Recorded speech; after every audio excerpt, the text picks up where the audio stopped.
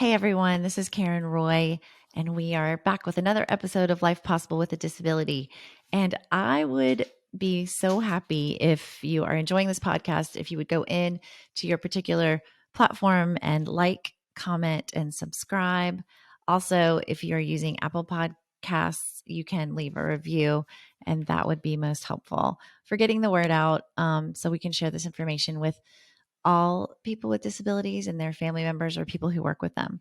So, without further ado, my guest today is my middle child. His name is Austin Roy.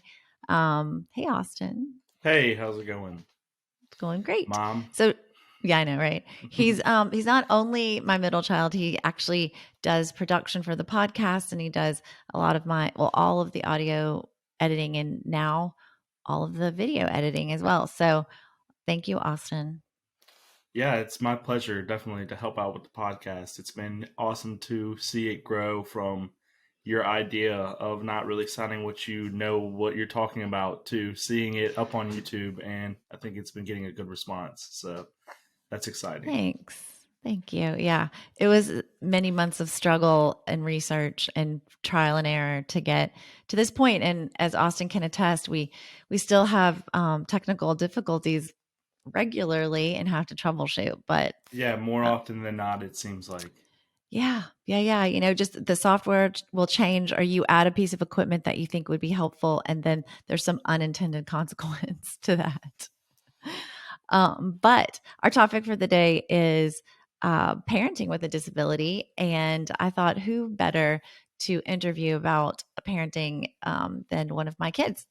So, just to recap, in case you haven't heard other versions, I was held up in an armed robbery when I was in college. I was 19 years old, almost bled to death, and sustained a T10 complete spinal cord injury. So that was way before I was married or had any children. But the doctor asked me, well, came in and said, "You'll never walk again." And I said, "Well, can I still have children?" And he said yes. And that gave me the motivation that I needed, really, just to not sit around and whine about something I couldn't change, but to get back out into the world and finish college and eventually get married and have children, and to do that in the most healthy way. So that was a big motivation for me staying in shape. Was, if I'm going to be a parent, I need to be alive and I need to be That healthy. would definitely be helpful, right? Well, yeah, that's the nice thing to do, right? Don't just make children and then have no idea if you're going to be around. Um, so anyway, I wanted to get, so all of my kids were born after that. So I was shot at 19. First child, I was 25. Caroline, gave birth to Caroline when I was 25. When I was 27, maybe I was 28, I had Austin. No, actually, I was a month over 28 because your birthday's a month after mine. And then I had Joseph when I was 30, his younger brother. So I guess, I never worried about my disability. And that wasn't in the information age where I could figure out everything about even my pregnancies, much less how do you parent from a wheelchair. I just knew that I could. I just knew that what it takes to be a good parent, I don't think is, your walking skills are not amongst the most important skills. So uh, Austin doesn't know me any other way. And I guess, Austin, from your perspective, going from being like a little child who probably, I guess, I don't know when you kind of looked around and realized, okay, my mom's the only one in a wheelchair.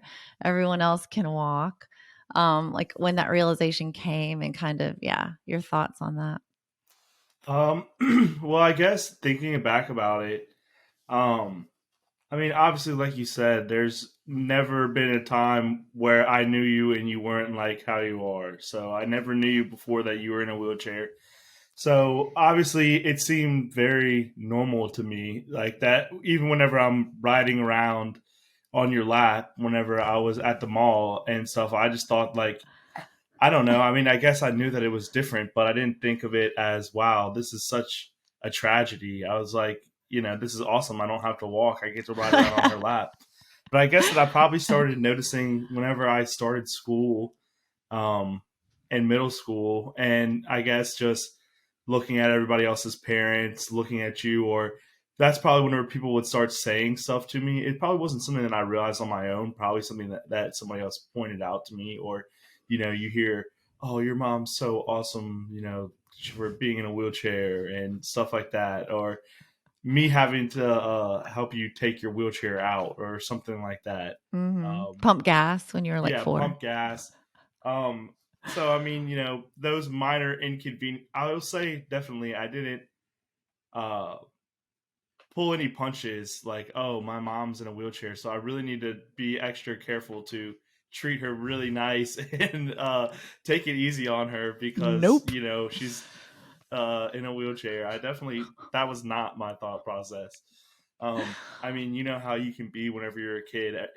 Everything's about you, you, you. It's like, well, I don't know. She seems to be doing pretty fine for herself, so I'm not Yeah. too worried about it. I remember that's why people ask me, they're like, "I'm sure your kids are so helpful." I'm like, "Nope, nope, not Yeah, really." not really. I remember y'all like playing in the den over here, playing like Xbox or whatever it was, and I'd come in with like $350 worth of groceries, which I had just driven to the store, purchased, pushed a cart all across Walmart, loaded into my car, got my wheelchair in the car, drove home, probably 100 degrees outside. And I pull up and I'm like, "Hey, y'all come help me unload the groceries." And you're like, "Oh yeah, in a minute." And which never happened. Well, And see, that was a time whenever Call of Duty was really popular. So you'd be playing those online matches, and you'd be in the middle of a match. You're doing really good. You don't want to just quit, right. and then you're like, Yeah. oh, you just hear. You don't even get a phone call. You would just hear the honk honk in the garage. You're like, oh, mom's home. Like shit. And you're like, all right, look, just I bet I can get away with at least 1 minute. Well, and you were And then like my honk honk. You're like, okay, fine, we're coming. Like Joseph, you go do it. I gotta finish this game. my point always was like, if you lose, are you gonna lose money? No. No. No. You win nothing by playing Yeah. this game. That Anyway, still hasn't changed for me in my life. I mean, just for the love of the game, I guess. yeah, I know your brains are warped Yeah, by yeah. honestly, Hmm. the For reward sure. systems are all Yep, the messed up. dopamine, yeah, the whole thing. Yeah, I know. So I guess, do you remember in kindergarten, I went to each one of y'all's kindergarten's classes, and because I realized that y'all were probably getting tons of questions about me, I would get tons of questions because I was usually room mom. Y'all went to a Lutheran school that where I also taught Who was Sunday my school, kindergarten teaching? Like Miss Miss Wales? Chamber. No, that was first grade. Oh, first grade. So it was first grade. Sorry. In first grade, Mrs. Chambers' class Okay. is usually when I went and Yeah, did that's like the whenever we read the did career book. day. Right. Well, I read Mama Zooms, that book Okay. about I feel the like I little kind of do remember it, but I don't wow, remember if you it was don't? in first grade or not. No, it definitely was because I did it Okay. with Miss I'll Chamber believe every you. year.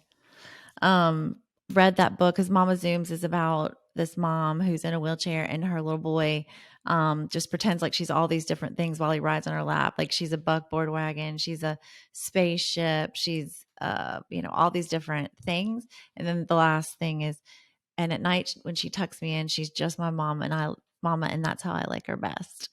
And then we'd Yeah. walk outside and do a tour of my car, and I would show everybody the hand controls.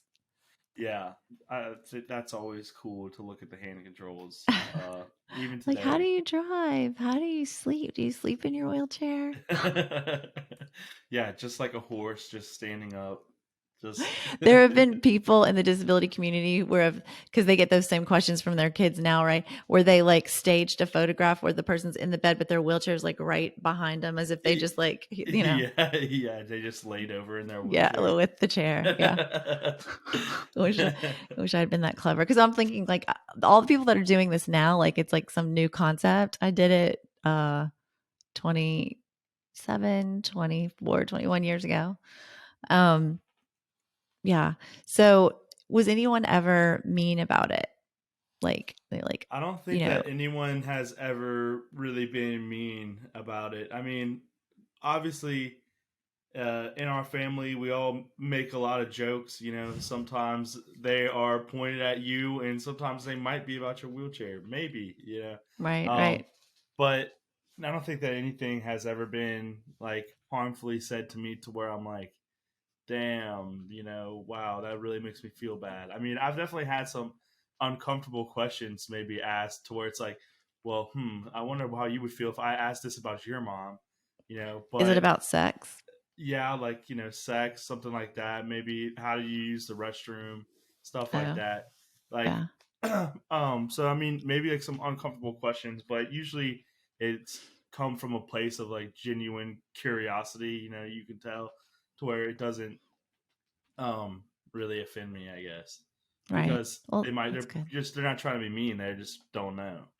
Right. But it Which might I not mean, always be the most comfortable question to ask about someone's mom. right. Or to the someone, which they do to me too, right? Right. But yeah, I wondered, because it seems like most of your friends, it became normal to them too. So when y'all Yeah. switched schools, you were in eighth, or when you switched schools, you were in eighth grade. That was a much bigger school at Parkview Baptist was hmm bigger. And so we kind of had to probably have that conversation over again, like 150 times. Well, I guess that I try to um I don't know. I will tell them that, say to somebody that my mom's in a wheelchair, and then I guess I have no idea what they're thinking in their head before they ever saw you. But I mean, I think that once they met you or realize that you're pretty normal, I guess. Oh, I thought you were going to say I Yeah. was pretty, just like pretty. Oh, I mean, yeah, you are pretty too, Oh, which just doesn't kidding. hurt. Um, That's but I mean, funny. you can definitely see in somebody's face of reaction of they don't really know how to react. Like, it's just like, I don't know, telling somebody like, oh yeah, I don't know, like my dog died or something like that. It's kind of like the reaction that they, oh, like, how am I supposed to They think they react might to have to be this? sad or yeah. Right, exactly. And it's like, well, no, don't be sad. Like, it's fine. It's been a while. Like, we're over it at this point. Well, did you ever? I mean, I think I work full time. I That's did what I would be quick to your say. So school I'd be stuff. like, my mom's in a wheelchair, but like, she has a job and like she drives her own car and she gets her own groceries, blah blah blah, all this. She's pretty independent. Not like that. I don't want them to get the wrong idea about Right. what that meant, I guess. So Yeah. also a lot of the times, I guess I'll like, if I when I first tell somebody that, I'll be like, oh yeah, look, here's a picture of her in your wheelchair, just so that they can maybe get a better Yeah. idea Yeah. of Yeah. I think see that you're living your best life possible. I am very good. Do you remember running away from me, like when had done something bad, where you were the main child that kind of like ran away and either wedged yourself far between in the crevices of furniture, or ran to your bedroom, which was a queen size bed, and went like tried to get way to the other side really fast so I couldn't get you. Yeah, I mean, I definitely tried to use the tactical advantage that I had to avoid whatever incoming pain was coming in that particular situation, which I don't really You think mean that to anyone avoid the can blame me spanking you were for. about to get? Yeah, exactly. And I think you would do the same thing if you were about to get spanked and the person chasing you was in a wheelchair. Yeah, well, probably. But I do remember that usually, like, particularly long body and arms, and that I usually could grab you. You usually got me, yeah. I Yeah, mean, eventually, like, even it's like you can run, but you can't hide, sort of thing. It's like, how long? persistence is the key to all Right. success. Eventually, you will get me. I have to come out from wherever eventually. I'm gonna Eventually, get I did hungry get you or right. have to pee. Yeah, yeah. I could wait you out. Yeah, or just wait until dad got home and then I was really screwed. Yes. Oh, yeah, the good old days.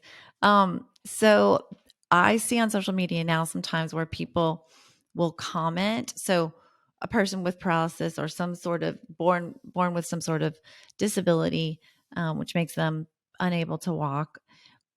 Um, People will comment negatively on like, how could you even think of bringing like a child into the world when you have a disability? Like, what kind of parent can you be using a wheelchair? Like mean things. Really? Yeah. I just wanted to kind of get your thoughts on I do you think mean, it's I don't know. selfish for people with disabilities?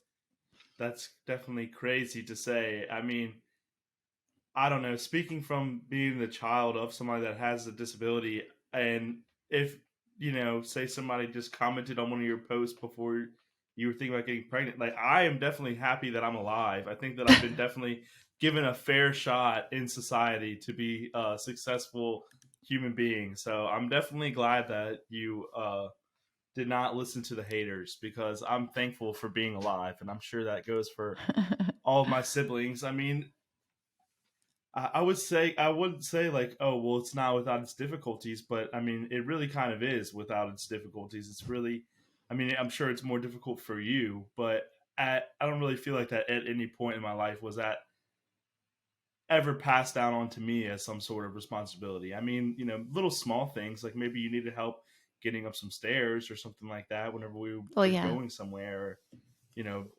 whatever, pump Did, your gas. You yeah. need to get your chair out of the car, which you could probably do yourself, and maybe you just didn't feel like it. It was just nice to But take a little break. things like that. But I mean, really, that's the extent of it. I think that's to the extent of where it has inconvenienced me in my hard, struggling childhood that I Yeah, right. I Yeah. endured.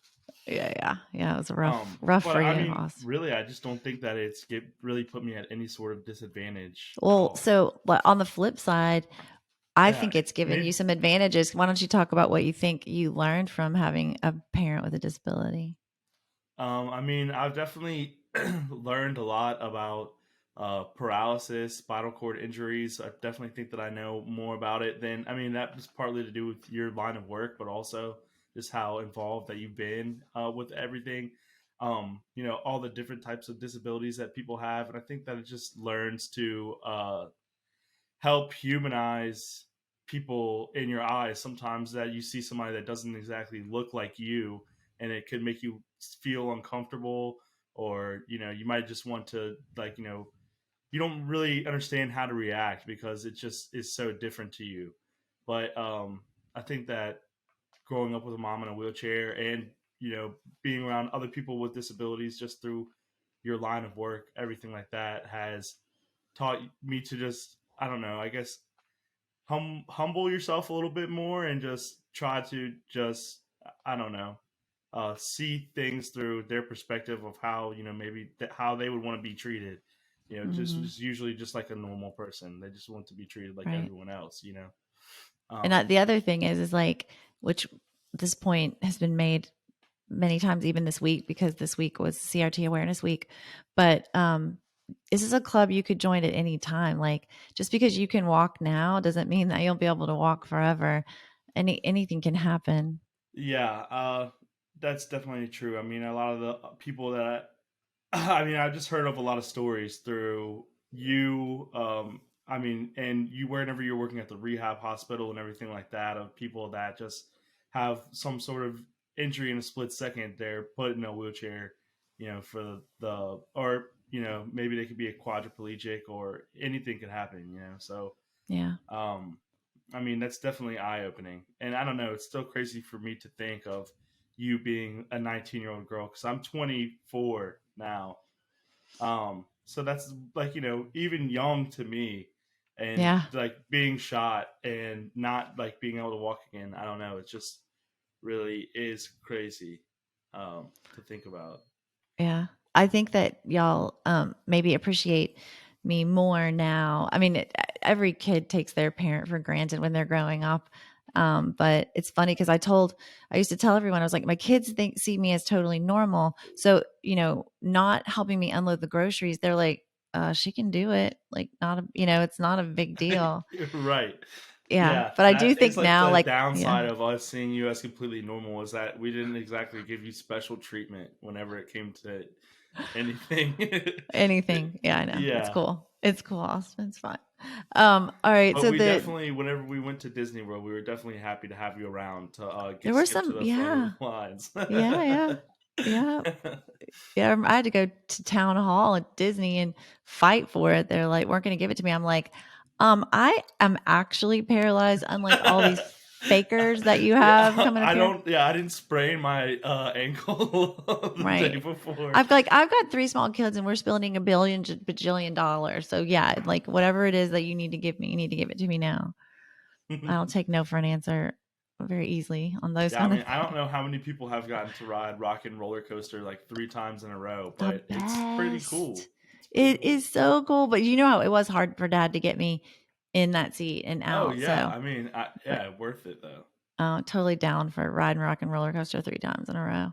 Yeah. Um, so, all right. And then I kind of wanted to shift gears just a little bit because you did your own podcast for a while. You were in a band Mm-hmm. from the time you were really young, a really great band called Nice Dog. And your friend, it was Robbie Garrett and then Logan, who unfortunately passed away a couple of years ago. He was just a genius musician and a very kind soul, one of Austin's best friends. But so after Logan passed away, you guys started a Nice Dog podcast. And actually, I reached out to Robbie when I was first starting this one. So I guess in your podcasting experience with yours, and then in helping me kind of get this off the ground, I guess, do you have any, for anyone who's thinking about starting a podcast, do you have advice? Because you've been instrumental in just getting me across the finish line with this thing.